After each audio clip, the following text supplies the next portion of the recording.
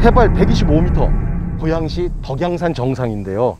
행주산성입니다. 임진왜란 역사상 가장 큰 승리를 거둬낸 권율 장군의 행주대첩. 임진왜란 3대 대첩 중에 하나죠. 여기 이 행주대첩 위에 정말 인크레더블, 믿어지지 않는 이야기가 함께한다죠. 행주치마, 이 행주치마가 있어 행주대첩이 된 거다. 이건 완전히 잘못된 얘기라죠. 서울의 젖줄인 한강이 시원하게 한눈에 내려다 보이는 바로 이곳은 행주산성입니다. 자, 이 동남쪽으로는 저쪽에 남산, 그리고 여의도 63빌딩, 저쪽 관악산 다 한눈에 다 들어옵니다. 그러니까 군사적으로 최고 요충지였다는 것은 바로 여기만 와보면 뭐 두말할 필요가 없습니다. 임진왜란 때 가장 큰 승리였다는 행주대첩. 그 행주대첩을 기리는 비석이 이 안에 여기 무려 3개가 있습니다. 지금 이 대첩비각 안에 있는 행주대첩비가 가장 오래된 거죠. 선조 35년 1602년에 병사들이 권율 장군을 기리면서 만든 이 대첩비가 이제 제일 원조죠, 원조. 근데 비문이 다 마모돼서 이 비석을 다시 한 번 더 만들었다고 합니다. 헌종 11년 1845년에 똑같이 그 내용을 써서 좀 더 크게 비석을 만들었는데, 근데 그 비석은 지금 산성 밖에 행주서원에 있습니다.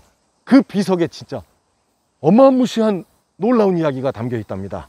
행주서원으로 가서 그 비밀부터 풀어봅니다. 여기가 행주서원입니다. 원래는 기공사죠. 그러니까 헌종 8년 1842년에 나라를 구한 권율 장군을 모시는 사당 하나 변변한 게 없다 해서 헌종의 명으로 이렇게 권율 장군 사당을 만들어서 기공사라고 했는데, 후에 행주서원으로 이름을 바꾸면서 이제 강학, 가르치는 공간과 뒤에 기공사, 그러니까 권율 장군을 모시는 사당이 함께 하게 된 거죠. 저 뒤에 기공사, 거기에 행주대첩비가 하나 더 있는데요. 그 비석을 꼭 봐야 됩니다. 그 비석이 바로 이 행주대첩비입니다. 1845년 헌종 11년 때 다시 이렇게 새로 만든 건데요. 이 비석 옆면을 보면 이렇게 쫙 갈라진 흔적이 있습니다. 이걸 보고 많은 분들이 야, 이거 분명히 누군가 훼손을 했다, 아, 이거 일제가 한 거 아니냐 라고 하십니다. 일제강점기 그 시대는 맞지만 사람의 손에 의해서 이렇게 된 게 아니라고 합니다. 그래서 정말 놀라운 건데요. 어느 순간부터 이 비석의 틈이 이렇게 갈라지면서 점점 벌어지기 시작했다고 합니다. 근데 일제강점기가 되니까 그 틈이 점점 벌어져서 어른 주먹 하나가 들어갈 정도까지 갈라지고 그 안에 구렁이까지 살았다고 하는데요. 해방이 되고 나니까 정말 놀랍게도 상처가 아물듯 그 틈이 점점 좁아져서 이제 요 정도밖에 안 남은 거거든요. 그래서 많은 분들은 임진왜란 때 가장 큰 승리를 거뒀던 권율 장군의 혼이 일제강점기 때 너무나 원통하고 분해서 이렇게 초자연적인 불가사의한 미스터리를 만들어낸 것이다, 이렇게들 말씀을 하십니다. 실로 놀라운 일이 아닐 수 없습니다. 다시 이 덕양산 정상입니다.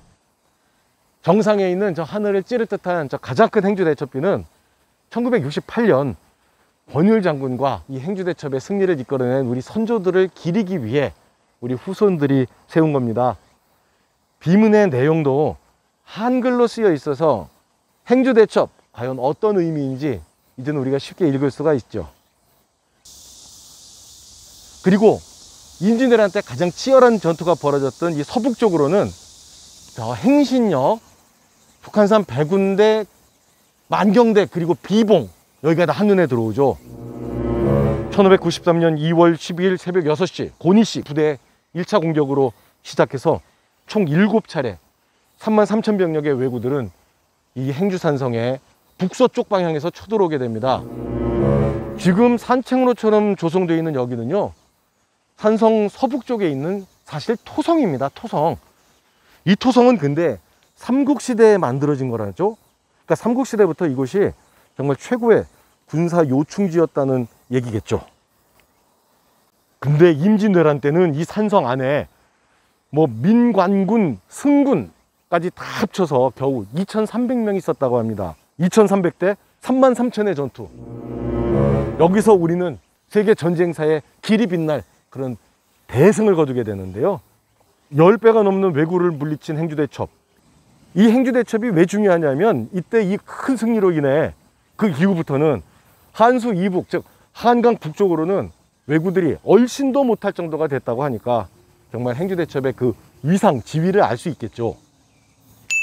행주산성 입구는 대천문입니다. 이 대천문으로 들어오면 권율 장군의 동상, 그리고 행주대첩을 기록한 부조물들을 처음 만납니다. 2300대 33,000의 전투, 이 전투를 승리로 이끈 주역들이 이렇게 부조로 다 여기 잘 조각되어 있습니다. 이제 이렇게 관군, 그리고 의병들이죠. 그 다음에 승군, 그러니까 여기 이제 승군이 임진왜란 때서 3대 의병장이 계신데요. 우리가 해남 대흥사에서 만났거든요. 서산대사, 사명대사, 그리고 뇌묵대사.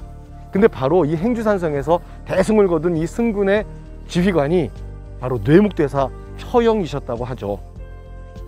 한강을 배수진으로 치고 결사항전을 벌였던 이때 엄청난 역할을 한 여인들입니다. 전투가 길어지면서 이제 화사엘, 화약, 심지어 성벽 주변에 돌도 다 남아나질 않았다고 합니다. 이때 여인들이 앞치마로 성 안의 돌들을 다 이 전장까지 실어 날랐다는 겁니다. 이 앞치마가 바로 그 행주치마죠. 근데 우리가 흔히 이게 행주치마로 인해서 행주대첩이 됐다, 이거는 선우가 뒤바뀐 완전히 잘못된 얘기라죠. 고려시대 초부터 이곳의 지명이 행주였답니다. 조선시대 들어서 고양군으로 편입이 되는데, 그러니까 원래 지명이 행주였기 때문에 여기는 행주산성이었고요.